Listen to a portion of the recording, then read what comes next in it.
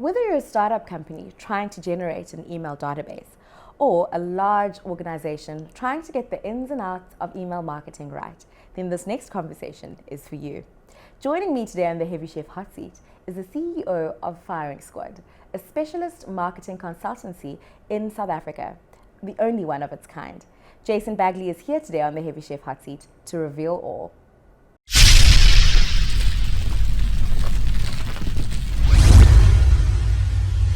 Jason, welcome back to Heavy Chef. Of course, you're no stranger to our Heavy Chef community.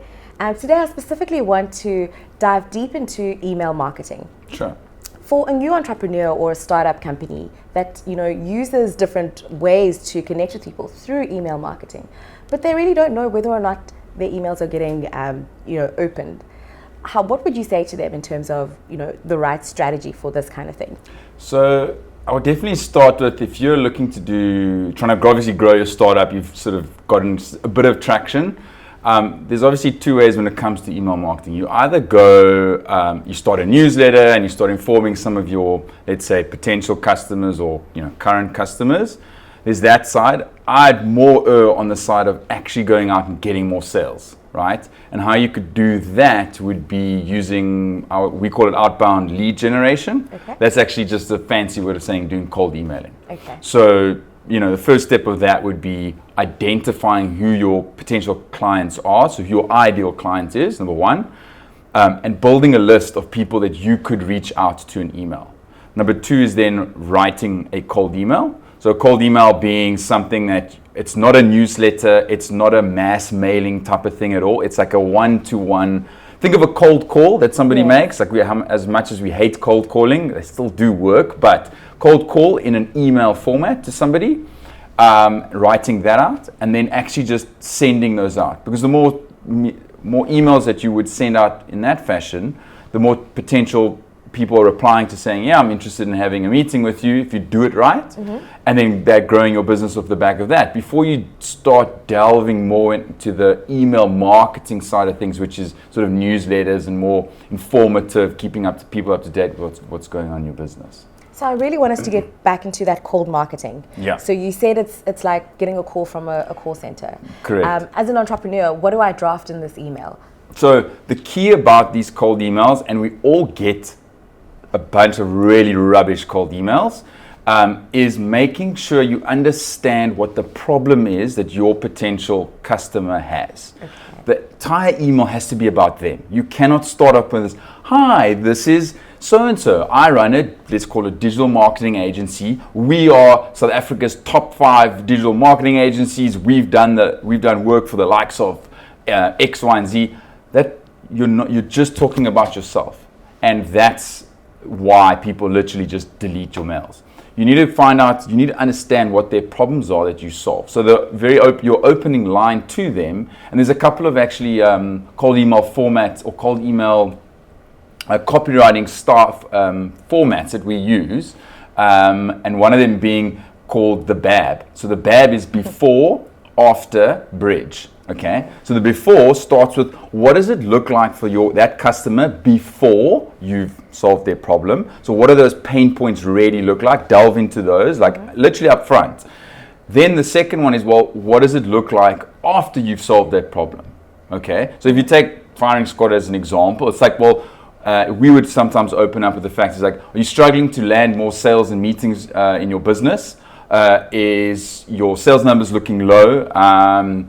And you're wanting to sort of grow that? Well, what if, then that's a great sort of line to do the after, is what if you had people coming to you, booking sales meetings with you? What if your conversations about your business were now about increased turnover and about paying yourself a higher salary and dividends? Well, I think we can help you with that, which is the bridge. So it's like, I'm not even pitching the solution that we're doing, it's just problem, answer that solution to them, make it sound amazing, and then, well, hey, I think I can help you with this. Let's have a chat. Those type of cold emails work really, really well. Now, generating this database, surely it isn't easy. How can business owners do this? Sure. So there's three ways of doing this. One of them I don't suggest. Let's start with that one. Is buying data. So there's a couple of companies you can go to buy lists of data. The reason why I say don't do that is not because of like it's an unethical thing to do, but it's more around the quality of it. Okay. So the reason why is because you're buying data that's probably, even if it's 3 or 6 months old, people move jobs quicker than that, right? So that data is probably out of date. We used to buy a lot of data. We found 50 to 60% of it is good, and the rest is just rubbish. It starts bouncing and starts affecting your email deliverability, not just to those prospects, but literally to your own customers. So don't do that. Secondly, you can do this manually. So you can go onto LinkedIn, use LinkedIn Sales Navigator as a starting point, and there's a couple of tools like Email Hunter and 1 or 2 other tools if you just that you can use to search for businesses. So what you're looking for obviously is location, because let's say you're based in Johannesburg or Cape Town, like I want to start in just those places. Cool, that would be your location. Your industry, you can definitely do that on LinkedIn. You'll be able to select title. You might be reaching out to marketing directors, not the CEO. Or you might be just wanting to go after CEO, maybe going after buying managers. Depends on your ideal client. And you can find those people on LinkedIn. And then sort of using Sales Navigator and using these tools, you can extract and find someone's email address. Okay? Wow. It's a manual process. It's time consuming. And I wouldn't ever suggest anybody in your team actually sits unless you've sort of got a bunch of interns wanting to do it. What you can also do, so there's that option of doing it manually and then verifying those email addresses using like a service like Neverbounce. So neverbounce.com, you can just pop your list in there. It'll give you a good score of like how are these email addresses valid? Are they still being used? That type of thing. And that gives you a good starting point. The other one which we suggest to do is go and find prospectors online that actually do this. So you can use freelancer.com, you can use upwork.com, Fiverr with 2 R's. Those, if you go and search for list builders, list building, prospecting, lead generation, those type of keywords, you'll find people that do this. So you give them a criteria, they will build a list for you at probably around 80 cents to $1 per record. Obviously, the more expensive you're paying, the better quality or better they are. So just bear that in mind, that the cheaper they are, 20, 30 cents, I would say something's not too kosher there. That's really, really cheap. But a little bit over 50 cents a prospect, now you can build a list. Ongoing. You're not spending the time doing that because it takes a lot of time. How can business owners avoid all their emails landing up in the spam box? So that's a great question. I get asked this all the time. So there's 2 sides to this. So let's touch on the cold email side of things. Realize that this is one-to-one communication. Okay, so firstly, make sure you're sending it out of your email address, out of your outbox. It cannot go via any third-party plugin. I see a lot of people, for example, using Amazon servers to route it via their email. That's third party. It's not coming from, let's say, use Google Apps, or let's say use Microsoft Office 365 or any other service provider. You need to make sure it comes out of your server, right? So that's the first key, right? When it comes to cold emailing, obviously spreading those out over the period of time. So remember, Google and Microsoft, they're smart about this stuff. You can't bang out like 400 emails in 5 minutes. It's not possible, and your email was never designed to do that. So using some tool that can automate this for you is possible. And there's a couple of those available. HubSpot, for example, they will schedule those mails out. So that's also key to making sure it doesn't land in the spam. And then just also the way you write the email. I think on the cold emailing side, it's a lot easier to not get hit into spam filters. And you can also do a couple of checks in terms of just your domain. So making sure that your domain there's a site called mail-tester.com. And that site's great for you can send a test email to it and actually just spit out a whole bunch of things that it checks sort of your domain, and it checks a couple of things within your email itself to check, will this be rejected? Will the main spam servers block your email? So that's great. On the email marketing side, there's a couple of things around that. So let's say using MailChimp or Campaign Monitor, one of the big guys. You want to obviously authenticate your domain, so that's very important, step number one, and those services I don't think even allow you to use Gmail accounts anymore. Secondly to that is making sure your list is an opt-in list. Okay. So they've actually opted in to receive emails. So the prospecting I spoke about, you cannot use that list to put on a newsletter list because they have not opted in, right? You're just trying to do one-to-one communication with them.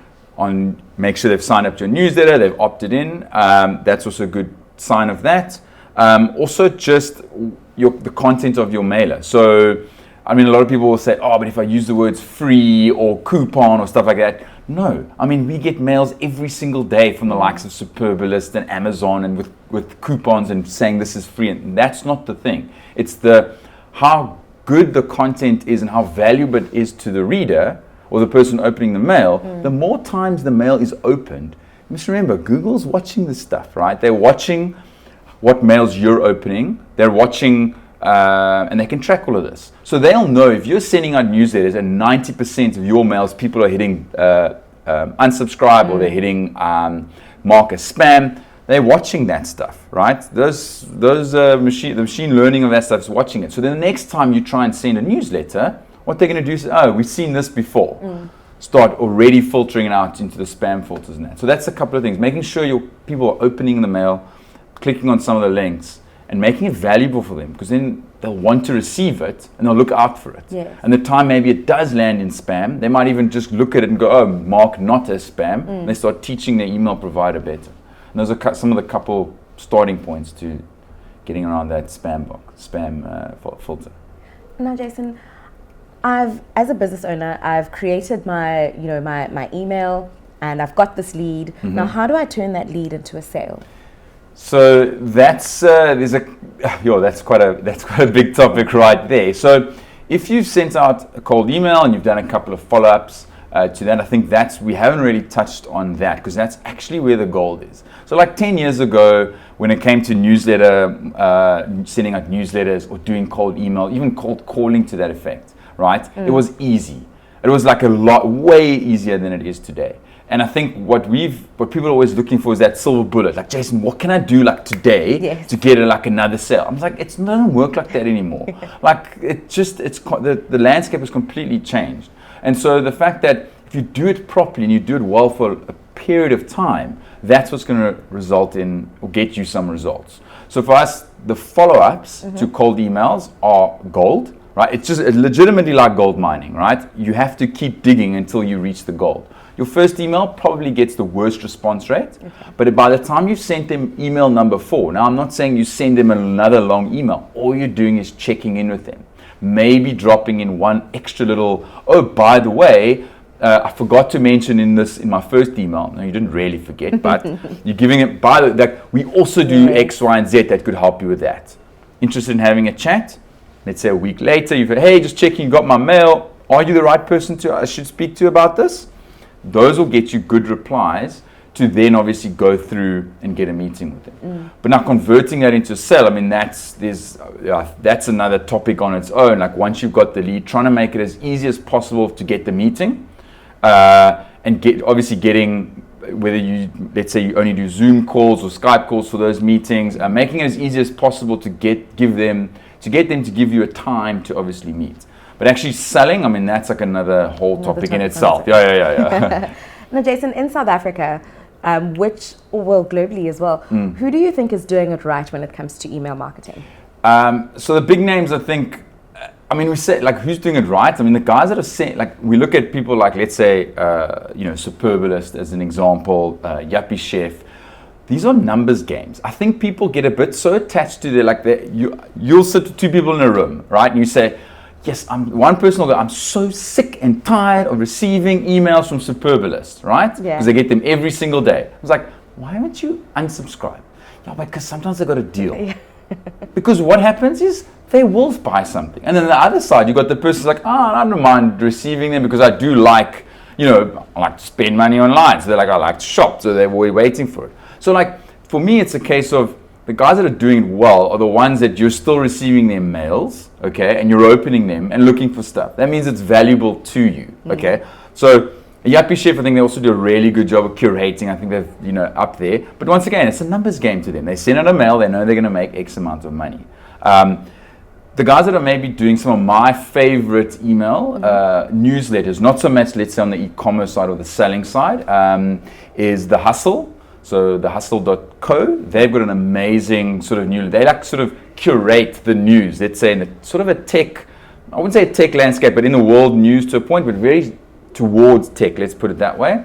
And they go and curate all of it, and they'll put together like 2 or 3 really great mini articles based off the news that they've figured. So they've rewritten it, and that's, to me, is like, I pretty much open that mail every single day, which is pretty rare. And they've got a bit of the way they write is also really great. So it's like there's a bit of humor thrown in there and that. Another one that's really good is Seth Godin's email. So he sends it's actually not a newsletter, it's his blog that you subscribe to. But like the gems that guy can throw out in like a 2 or 3 line newsletter is unbelievable. So he's really good. His content is really, really good. Makes you think. And those are the ones that are like off the top of my head. Tim Ferriss also has a really good one, 5 Bullet Friday. Has some really quick ones there. Another one I think that I really enjoy, but I'm trying to think, I haven't received one in a while. I think he might have stopped. It was Kevin Rose. He's from back in the day, for people that might remember dig.com. He used to be part of Google Ventures. He's a super rad guy. And his newsletter is like actually, I think, one of my very, very favorites, but I haven't seen one in a while. So I'm not sure if he stopped it. He does try things with it. Also really good curating of articles. There's so much stuff on the internet. Yeah, and I think it's also finding someone that's similar to you or in your similar tastes that might have a newsletter that curates stuff around those similar tastes. And I think Kevin, the stuff he's into is some of the stuff I'm into, and I think that's why I really like his newsletter. That was so interesting. Okay. Thank you so much for your time. Pleasure. We've definitely learned a whole lot about email marketing and sales and everything. So thank you so much for joining me today. Of course, it's been a pleasure. Well, there you have it. You heard it here first from Heavy Chef. To find out more about our learning experiences and future events, simply hop onto www.heavychef.com.